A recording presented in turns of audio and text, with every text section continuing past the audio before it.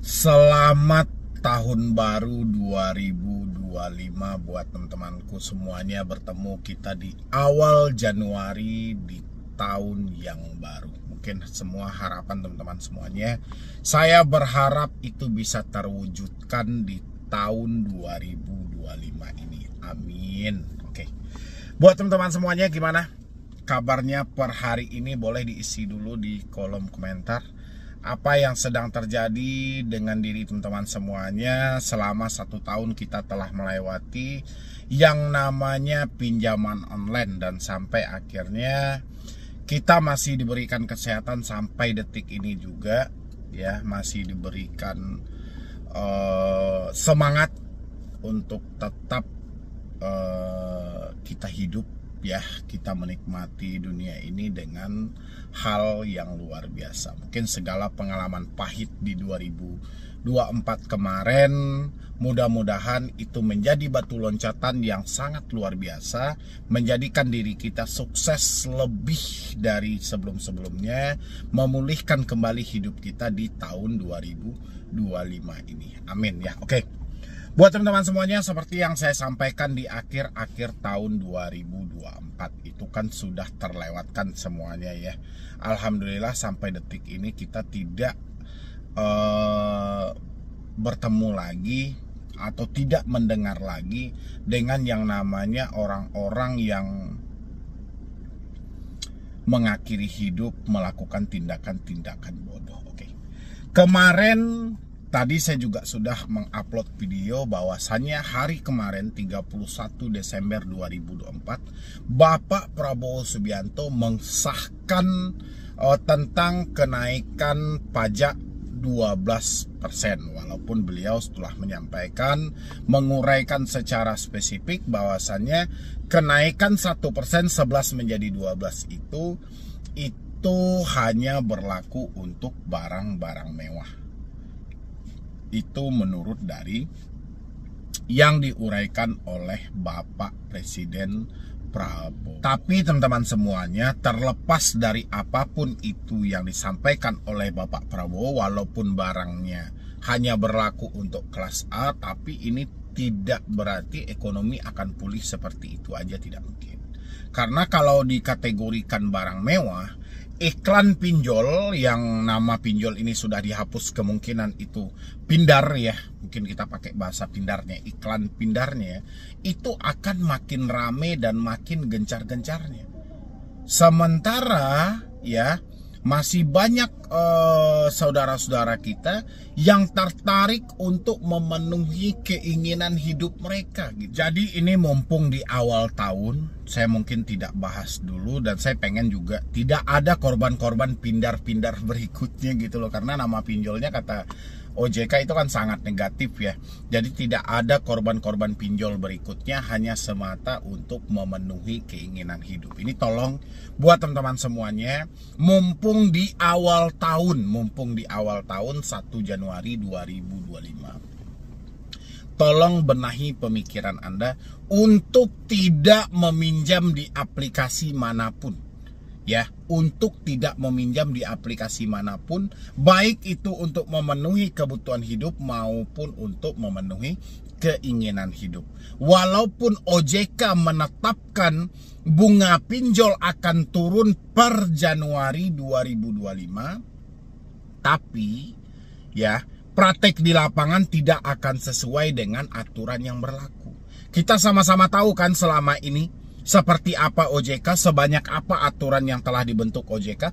Pertanyaannya adalah, pinjol mana yang mematuhi aturan OJK itu?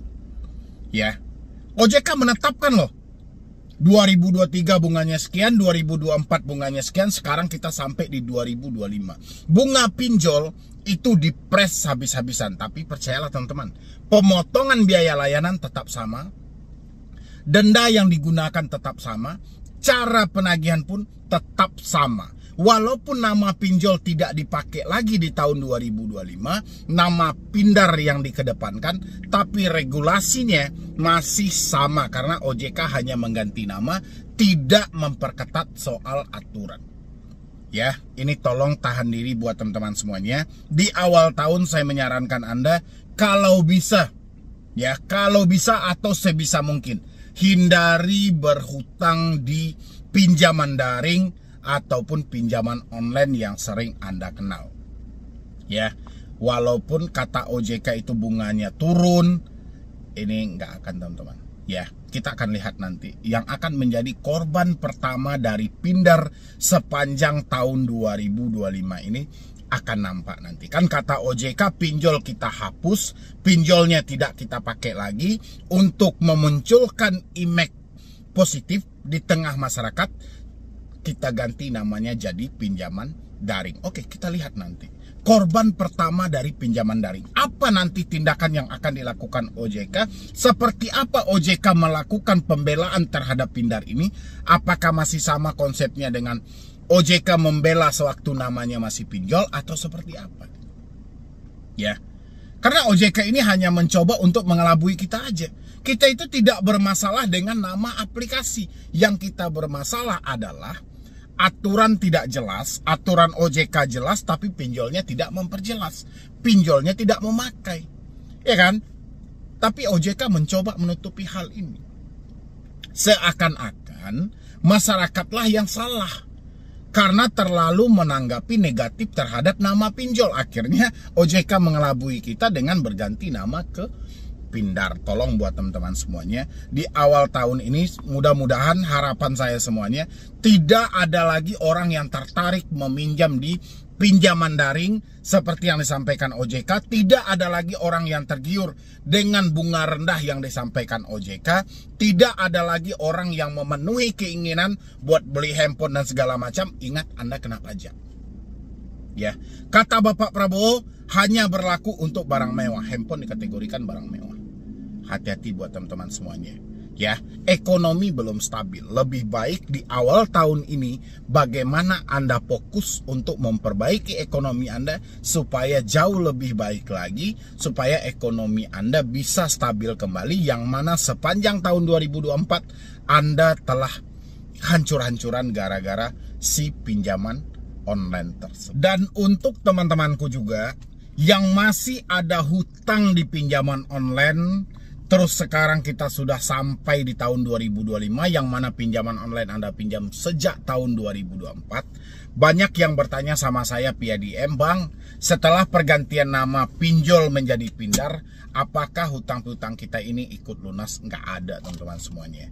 Ya, nggak ada seperti itu. Jadi jangan kita digiring dengan hal-hal yang nggak jelas ya. Yang jelas OJK itu mengganti nama pinjol menjadi Pindar ini hanya menghilangkan efek negatif dalam diri Anda gitu loh. Selama ini orang kalau sudah dengar pinjol kan selalu hal yang buruk ya kan. Jadi OJK mencoba menghapus dari ingatan Anda gitu loh. Walaupun fakta buruk pinjol itu akan sama aja dipakai oleh Pindar gitu loh.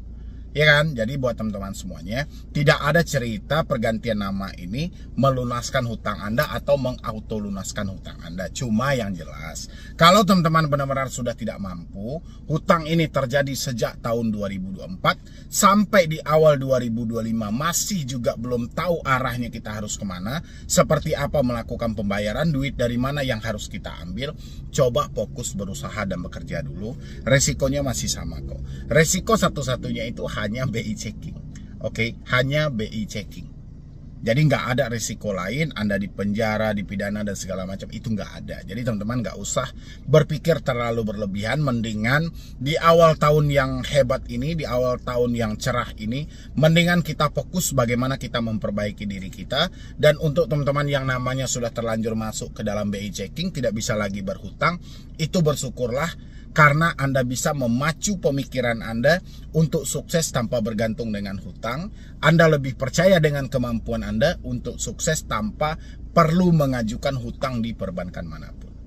Oke, teman-temanku semuanya, mungkin dari saya cuma itu aja dulu. Mudah-mudahan ini bisa membantu buat teman-teman yang masih ada hutang di tahun 2024. Sampai sekarang otomatis kan bingung tuh. Banyak juga yang DM katanya lunas-lunas, itu nggak ada ya.